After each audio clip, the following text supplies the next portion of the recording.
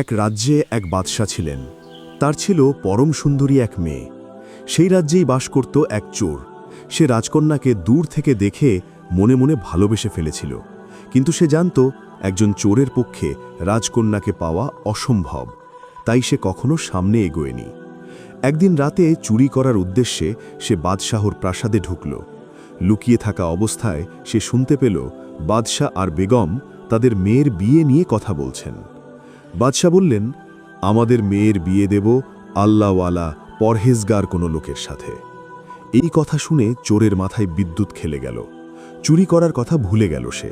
ভাবল, এই তো পথ, রাজকন্যাকে পাওয়ার একমাত্র উপায় হল পরহেজগার হওয়া। সেই রাতেই সে প্রাসাদ থেকে বেরিয়ে চলে গেল এক মসজিদে। শুরু করল দিনরাত আল্লাহর ইবাদত। নামাজ, তেলাওয়াত, জিকির সব সময় মশগুল থাকত সে। দিন যায়, মাস যায়, তার খ্যাতি ছড়িয়ে পড়ল চারদিকে। মানুষ বলাবলি করতে লাগল, গ্রামে এক বড় দরবেশ এসেছে, কি নেক বান্দা। এদিকে বাদশাহ পাত্র খোঁজার জন্য লোক পাঠালেন সর্বত্র। অনেক খোঁজাখুঁজির পর সবাই বলল, মসজিদে যে দরবেশ আছেন তার চেয়ে পরহেজগার আর কেউ নেই। বাদশাহ নিজে বিয়ের প্রস্তাব নিয়ে গেলেন সেই চোরের কাছে। কিন্তু এখানেই গল্পের মোড় ঘুরে গেল। ততদিনে সেই চোর সত্যিকারের অলি হয়ে গিয়েছিল।